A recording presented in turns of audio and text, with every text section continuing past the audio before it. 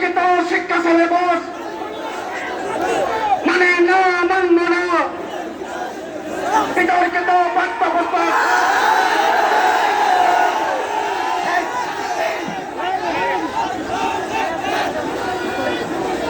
কেউ সামনে আসবেন না, তাড়াহুড়া করবেন না, ব্যথা পাবেন, একজনও সামনে আসবেন না।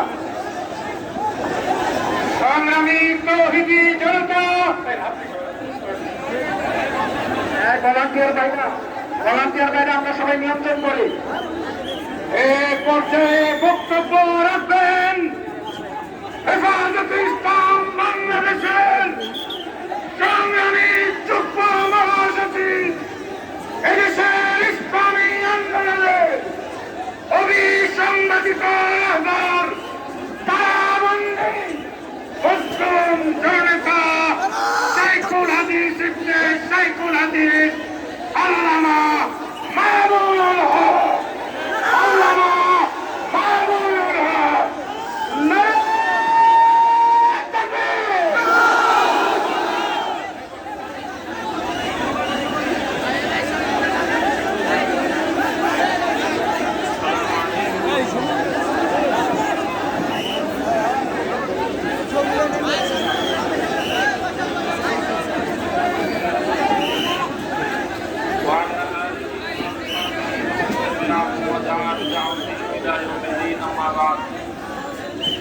أعوذ بالله من الشيطان الرجيم.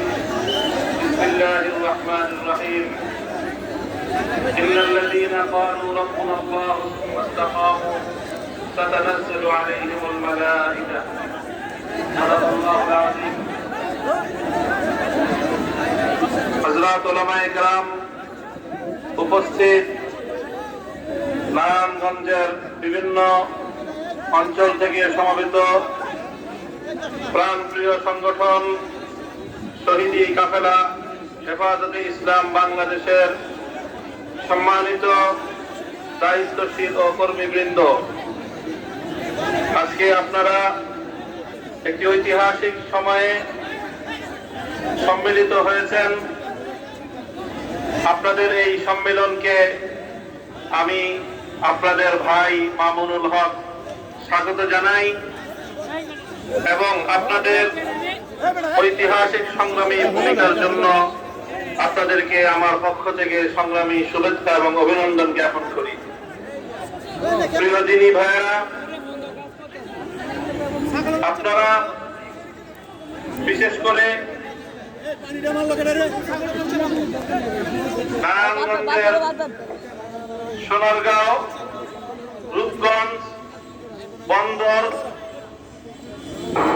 ও অন্যান্য থানা, বিশেষ করে এবং সোনারগাঁয়ের পাশে নারায়ণগঞ্জের পার্শ্ববর্তী মুন্সিগঞ্জের গজারিয়া থানার দিনী ভাইয়েরা, হেফাজতে ইসলামের নেতা কর্মীরা যেমনি ভাবে আপনারা একটি ঐতিহাসিক ভূমিকা পালন করেছেন, সেই ভূমিকার জন্য আমি আপনাদেরকে অভিনন্দন জানাই। সত্যের পক্ষে ভূমিকা রাখতে গিয়ে আপনাদেরকে অনেক জুলুম নির্যাতনের শিকার হতে হয়েছে। অনেক সাধারণ মানুষ, নিরীহ মানুষকে দিনের পর দিন ফেরারি জীবন যাপন করতে হয়েছে। কারাগারগুলো আমাদের প্রাণপ্রিয় নেতা কর্মীদের দ্বারা ভরপুর করা হয়েছে। আলহামদুলিল্লাহ, আমাদের ভাইয়েরা সব জুলুম নির্যাতন সহ্য করেছেন, কিন্তু অন্যায় এবং বাতিলের সামনে মাথা নত করেননি। ইনশাআল্লাহ আমরা যদি এই ধারা অব্যাহত রাখতে পারি, আল্লাহর এই জমিনে ইসলাম বিরোধী কোনো অপতৎপরতা আমাদের এই অগ্রযাত্রাকে রুখে দিতে পারবে না ইনশাআল্লাহ। আজ আপনারা নারায়ণগঞ্জ জেলার পক্ষ থেকে যে আয়োজন করেছেন, আমি ব্যক্তিগতভাবে এখানে আসার একান্ত আগ্রহ ছিল, কিন্তু নানা কারণে আমি আজ আপনাদের মাঝে উপস্থিত হতে পারিনি।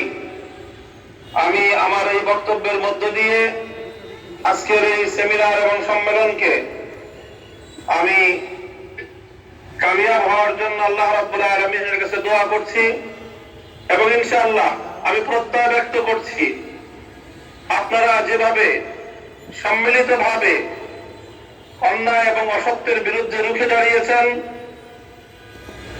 মিথ্যাশ্রয়ী আক্রমণ, হিংসাত্মক কার্যক্রমের মোকাবেলায় আপনারা যেভাবে রুখে দাঁড়িয়ে সাহসের পরিচয় দিয়েছেন, আগামী দিনেও ইনশাআল্লাহ আপনারা এভাবেই বলিষ্ঠভাবে আল্লাহর দ্বীনের জন্য ময়দানে তৎপর থাকবেন, এই আশাবাদ আমি ব্যক্ত করি।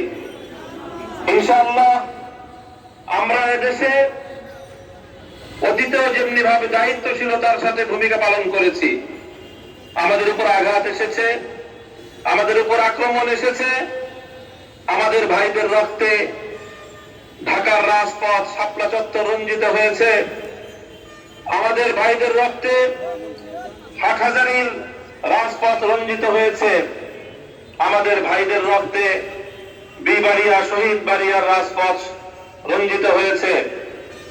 আমরা রক্ত দিয়েছি, আমরা জীবন দিয়েছি, কিন্তু আলহামদুলিল্লাহ আমরা কখনো সত্যের পথ থেকে পিছু হটে যাইনি। আমাদের এই প্রত্যয়, আমাদের এই পথ চলা ইনশাআল্লাহ অব্যাহত থাকবে। কেউ যদি মনে করে থাকে যে ইসলামপন্থীদেরকে অথবা আলেম ওলামাদেরকে জুলুমের মাধ্যমে, নির্যাতনের মাধ্যমে তাদেরকে দমিয়ে দিবে, তাহলে আমি তাদেরকে বলবো ইতিহাস থেকে জেনে নেবেন রাসূল আকরাম সাল্লাল্লাহু আলাইহি ওয়াসাল্লামের ব্যর্থহীন ভবিষ্যৎবাণী রয়েছে, লা তাযালু তাইফাতুম মিন উম্মতি মানসুরিন আলাল হক লা ইয়াদুররুহুম মান খাযালাহুম হাত্তা ইয়াতি আমরুল্লাহ। আল্লাহর দ্বীনের ঝান্ডা সমুন্নত রাখার জন্য সত্যাশ্রয়ী কাফেলা চিরন্তন মাথা উঁচু করে থাকবে।